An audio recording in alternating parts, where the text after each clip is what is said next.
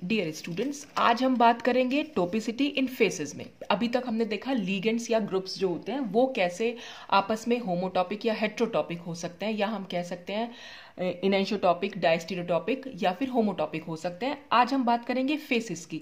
अब ये फेसेस कैसे हमें मालूम पड़ेगी? फेसेस हम हमेशा देखते हैं किसी ट्राइगोनल एटम में, या समझ लीजिए कहीं डबल बॉन्ड अगर है, जैसे ये वाला मॉलिक्यूल हम देख रहे हैं, तो मॉलिक्यूल की जो ज्योमेट्री होगी वो ट्राइगोनल प्लानर अगर है तो वहां पर डबल बॉन्ड है, और अगर डबल बॉन्ड भी है तब हम वहां पर देखेंगे कि टोपिसिटी, फेसेस की बात कर रहे हैं हम तब। तो the faces of a trigonal atom और a double bond are called homotopic if addition of an achiral reagent to one और other face gives identical products. देखना हमें यहां पर भी वही है जैसे हम कल बात कर रहे थे होमोटॉपिक लीगेंड्स की। तो अगर हम वहां सब्स्टिट्यूशन करा रहे थे या सिमेट्री मेथड से भी देख रहे थे, तो सब्स्टिट्यूशन कराने पर हमें आइडेंटिकल प्रोडक्ट मिल रहे थे।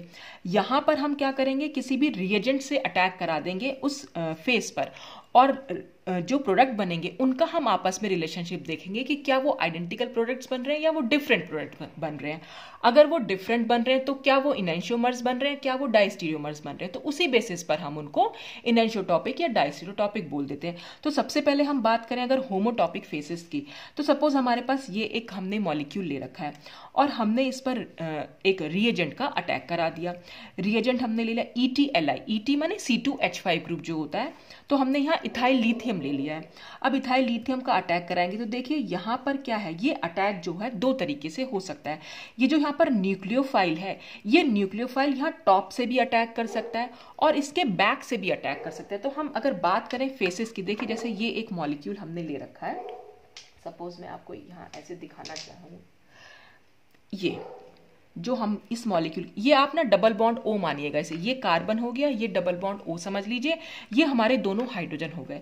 तो जो ये वाली फेस है जो हमें ऊपर से दिख रही है वो हो गई टॉप फेस। और अगर मैं इस मॉलिक्यूल के यहाँ नीचे की साइड से देखूं, मान लीजिए अगर हम नीचे की साइड से देखें तो वो हो जाएगी बैक फेस, यानी अगर मैं इसको ऐसे घुमा दूं तो ये हो जाएगी हमारी बैक फेस। ये थी हमारी टॉप फेस और ये हो जाएगी बैक फेस। तो ये जो पूरा पोर्शन है इसको हम बोल देते हैं फेस, और ऐसे बैक फेस, और ये हो जाएगी हमारी टॉप फेस। तो अब ये प्लानर मॉलिक्यूल है, ठीक है। प्लानर मॉलिक्यूल पर न्यूक्लियोफाइल देखिए टॉप से भी अटैक कर सकता है, यहां से भी जुड़ सकता है, क्योंकि यहां पे भी भाई प्लानर मॉलिक्यूल पे तो टॉप पे भी अटैक हो सकता है और बैक से भी, तो ये ऊपर से भी न्यूक्लियोफाइल जुड़ सकता है और नीचे से भी जुड़ सकता है। तो उसी बेसिस पर यहाँ हमारे जो प्रोडक्ट्स बन के आ रहे हैं वो हम देखेंगे। अगर हम इथाइल को टॉप से अटैक करा देंगे तो हमने टॉप दिखा दिया, और लिथियम देखिए होगा कैसे अटैक। एक्चुअली यहाँ पर क्या होता है, ये चार्ज मतलब डबल बॉन्ड जो है यहाँ शिफ्ट हो जाएगा, ये नेगेटिव चार्ज, ये पॉजिटिव, नेगेटिव पॉजिटिव से जुड़ेगा और पॉजिटिव नेगेटिव से जुड़ेगा। तो जब इस कार्बन से जुड़ेगा तो अब ये एक जो हो गया हमारा एक टेट्राहेड्रल कार्बन बन गया। टेट्राहेड्रल सिर्फ इस सेंस में कि चार ग्रुप जुड़े हुए हैं ऐसे। अब हम कायरल की बात नहीं कर रहे हैं, ये एक अकायरल कार्बन ही रहेगा, क्योंकि चारों ग्रुप जो है वो, इनमें से दो ग्रुप जो है वो सेम है, तो अकायरल कार्बन ही रहेगा ये। लेकिन नेचर में टेट्राहेड्रल हो गया क्योंकि चार बॉन्ड्स हमें यहां दिख रहे हैं। अब क्या हुआ कि ये हमने टॉप अटैक दिखा दिया, ऊपर की साइड से इथाइल ने अटैक किया तो नीचे की साइड से OLI हो गया। और अगर हम नीचे की साइड से इथाइल अटैक कराएंगे तो ऑक्सीजन जो है वो ऊपर पहुंच जाएगा, तो OLI जो है वो ऊपर आ जाएगा। अब हम देखेंगे कि क्या ये दोनों प्रोडक्ट्स एक दूसरे में सेम प्रोडक्ट्स हैं या डिफरेंट प्रोडक्ट हैं। तो अब ये दोनों प्रोडक्ट तो क्योंकि आइडेंटिकल ही बन रहे हैं, दोनों ही CH2ETOLI बन रहे हैं, क्योंकि यहां पर कोई कायरल कार्बन तो प्रेजेंट ही नहीं हुआ, ये तो दोनों ही अकायरल कार्बन है, दोनों से दोनों हाइड्रोजन, क्योंकि यहाँ पर दोनों ही हाइड्रोजन जुड़ी हुई है, तो ये सेम, ये दोनों प्रोडक्ट जो होते हैं वो सेम प्रोडक्ट बने हैं। तो जब ये सेम प्रोडक्ट बने हैं तो चाहे आप ऊपर से अटैक कराएं चाहे आप नीचे से अटैक करा रहे हैं, हमें अगर आइडेंटिकल प्रोडक्ट्स मिल रहे हैं तो हम कहेंगे कि ये फेस जो होगी हमारी होमोटॉपिक फेस कहलाएगी। तो होमोटॉपिक फेसेस के अगर हम और एग्जाम्पल्स की बात करें, जैसे यहाँ पर है ये C डबल बॉन्ड O है, ये भी CH2 है और ये भी CH2 है, तो ये भी एक होमोटॉपिक फेस हुई। यहाँ पर ये C डबल बॉन्ड हो, यहाँ HCl है, ये भी HCl है, तो ये भी एक होमोटॉपिक फेस हुई।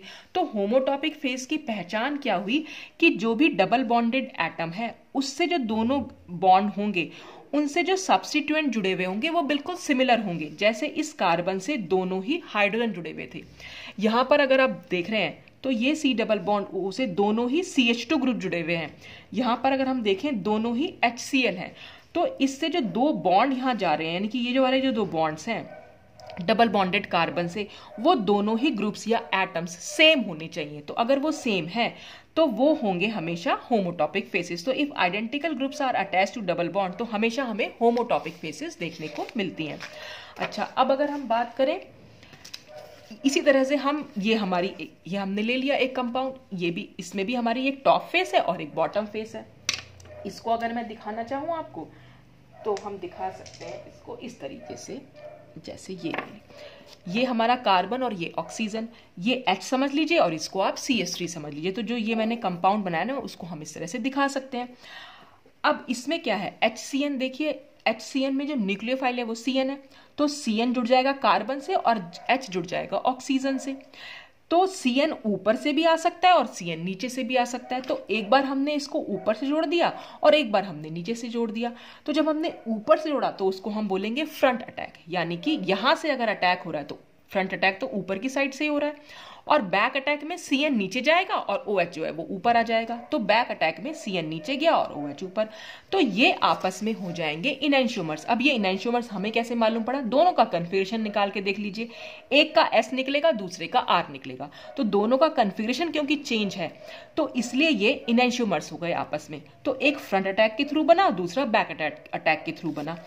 तो ये जो हमारी फेसेस कहलाएंगी, क्योंकि अब यहाँ पर इनैंशियोमर्स बन रहे हैं, तो जो ये फेसेस हमारी कहलाएंगी इनको हम बोल देंगे कि ये हैं इनैंशियोटॉपिक फेसेस। तो ये इनैंशियोटॉपिक फेसेस हो गई। अब इसी में हम बात कर लेते हैं इन्हीं फेसेस का हम नॉमेनक्लेचर कैसे करेंगे।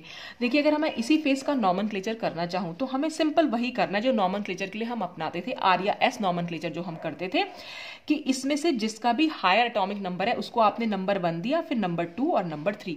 हायर एटॉमिक नंबर वाले को नंबर 1 देना है, उसके बाद जिसका हायर एटॉमिक नंबर होगा इन दोनों में से उसको नंबर 2 और नंबर 3।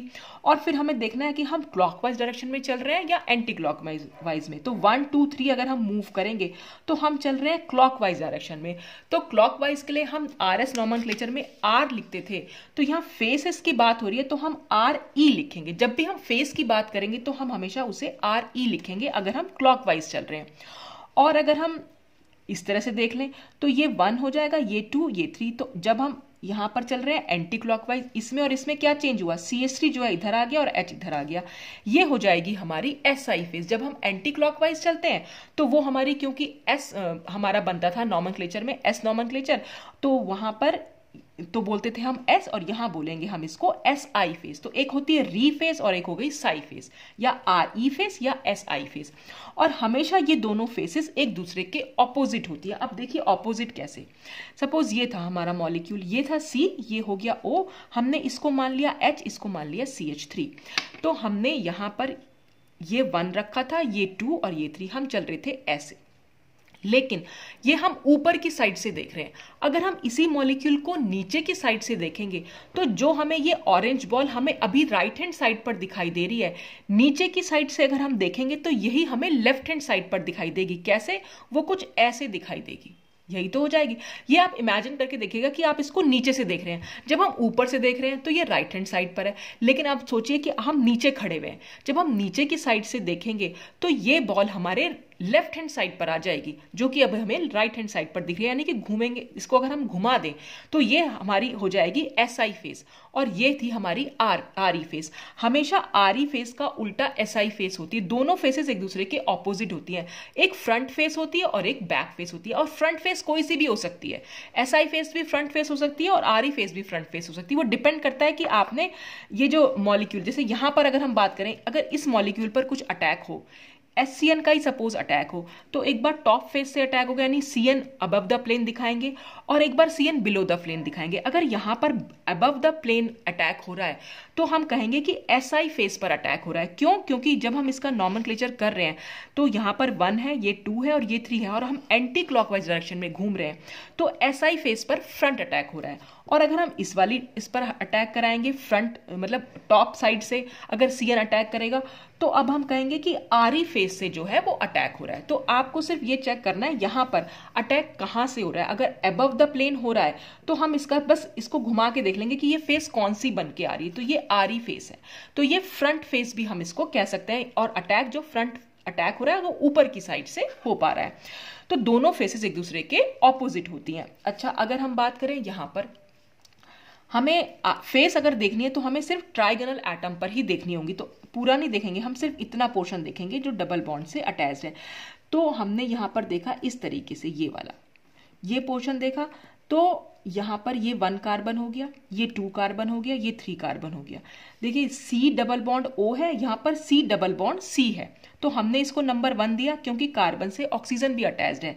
तो ये नंबर 1 है, ये नंबर 2 है और ये नंबर 3 है। तो जब हम घूमेंगे 1 2 3, तो हम कैसे घूम रहे हैं, क्लॉकवाइज डायरेक्शन में, और क्लॉकवाइज है तो इसलिए ये एक आरी फेस हो जाएगी। और अगर हम यहाँ देखें, ये पूरा एक ये 1 नंबर हो गया, अब की बार ये 2 नंबर हो जाएगा और ये 3। तो 1 2 3 हम कैसे घूम रहे हैं, क्योंकि क्लॉकवाइज डायरेक्शन में मूव कर रहे हैं, तो इसलिए ये भी एक आरी फेस हो गई। अच्छा, अगर हम यहाँ देखें, यहाँ पर इसको नंबर 1 देंगे, ये नंबर 2 और ये नंबर 3।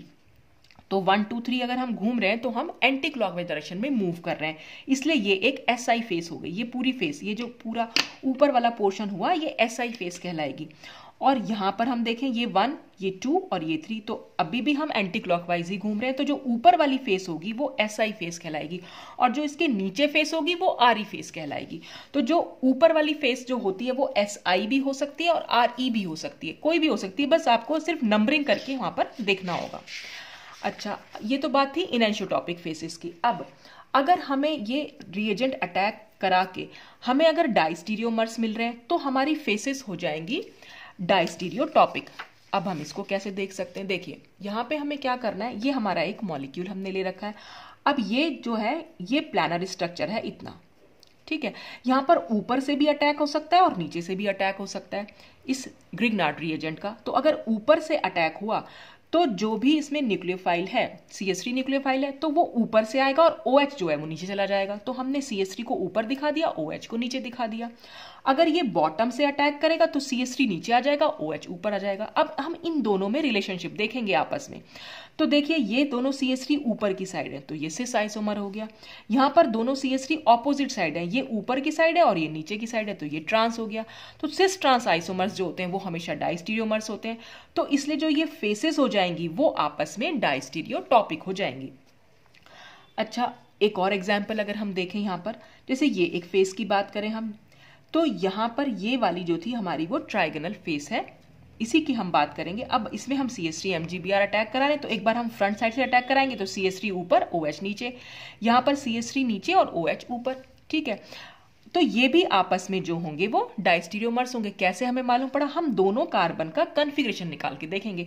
देखिए इस कार्बन का कॉन्फ़िगरेशन और इस कार्बन का कॉन्फ़िगरेशन तो सेम रहेगा, और इस कार्बन का और इस कार्बन का चेंज हो जाएगा। तो जब कॉन्फ़िगरेशन सेम रह रहा है, तो मैंने आपको अभी बताया, अभी तक कल भी बताया था, वो हमेशा जब भी हम कंपैरिजन कर रहे हैं दो कंपाउंड्स में, तो अगर कायरल सेंटर पर कॉन्फ़िगरेशन चेंज ही नहीं हो रहा है तो वो हमेशा डाइस्टीरियोमर्स होते हैं। अगर मान लीजिए इसका भी चेंज हो जाता और इसका भी, एक हमारा R होता और ये भी R होता, और यहाँ पर ये S होता और ये S होता, तब तो ये आपस में होते इनएनिसोमर्स। लेकिन यहाँ पर अगर ये R है तो ये भी R ही रहेगा, और अगर ये R है तो यहाँ ये S हो जाएगा। तो एक चेंज हो रहा है और एक हमारा सेम रह रहा है, तो इसलिए ये डाइस्टीरियोमर्स हो गए। अब अगर हम इसका भी नॉमेनक्लेचर बिल्कुल वैसे ही होगा कि हमने नंबर 1, क्योंकि ऑक्सीजन है, ये दोनों तो कार्बन है, तो ये तो नंबर 1 दिया, और यहाँ पर इसको नंबर 2 देंगे क्योंकि इस कार्बन से एक और कार्बन भी अटैच्ड है, और यहाँ पर एक और कार्बन अटैच्ड है, और ये भी एक और कार्बन अटैच्ड है, और यहाँ पर इससे सिर्फ एक ही कार्बन अटैच्ड है, तो हमने इसको नंबर 2 दिया, ये नंबर 3, और फिर हमने इसको घुमा के देखा। तो जब हम घूम रहे हैं 1 2 3, मूवमेंट जो हो रहा है वो हमारा एंटी क्लॉकवाइज हो रहा है, एंटी क्लॉकवाइज हो रहा है, इसलिए SI फेस। तो जो यहाँ पर ये अटैक हुआ है टॉप फेस से, ये SI फेस पर अटैक हुआ है, और ये बैक अटैक हुआ है, ये RE फेस पर हुआ है, यानी कि पीछे की साइड से अटैक हुआ है। ये SI फेस पर अटैक हुआ है और ये RE फेस पर अटैक हुआ है। तो इस तरह से हम यहाँ पर फेसेस के बेसिस पर जो है इनका नाम दे सकते हैं ना। अगर हमें देना है तो एक RE किसको बोलेंगे और SI किसको बोलेंगे, बस ये हमें देखना है एंटी क्लॉकवाइज घूम रहे हैं या क्लॉकवाइज मूव कर रहे हैं। अच्छा, अगर हमें फेसेस के बीच में पता लगाना है कि वो डाइस्टीरियोटॉपिक के लिए सबसे अच्छी पहचान क्या होती है, कि वो फेसेस जो कि किसी कायरल सेंटर के बिल्कुल पास होती हैं। देखिए ये कायरल सेंटर था, कायरल सेंटर कैसे था, ये कार्बन से 4 डिफरेंट ग्रुप जुड़े हुए हैं, ये एक डिफरेंट ग्रुप है, यहाँ पर एक डिफरेंट ग्रुप है, ये एक डिफरेंट ग्रुप है और ये भी एक डिफरेंट ग्रुप है। तो क्योंकि एक डिफरेंट ग्रुप जुड़ा हुआ है, चारों ग्रुप जो है डिफरेंट है, तो ये कायरल सेंटर है।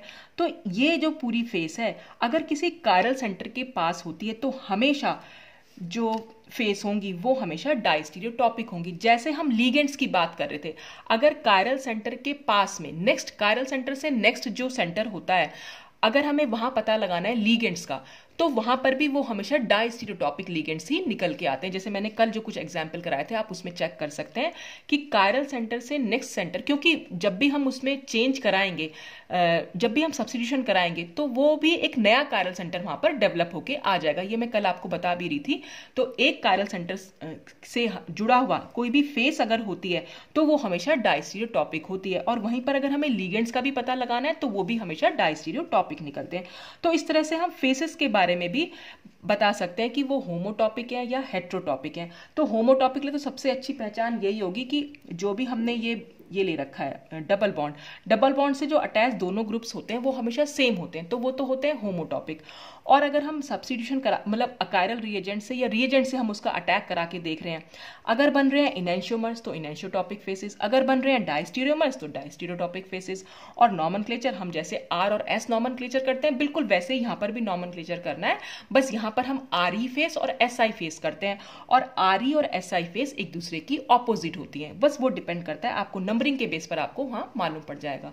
तो ये फेसेस के बारे में यहाँ पर कंप्लीट होता है। तो आज के लिए बस इतना ही, बाकी कुछ और वीडियोस के साथ हम फिर मिलते हैं। Thanks for watching.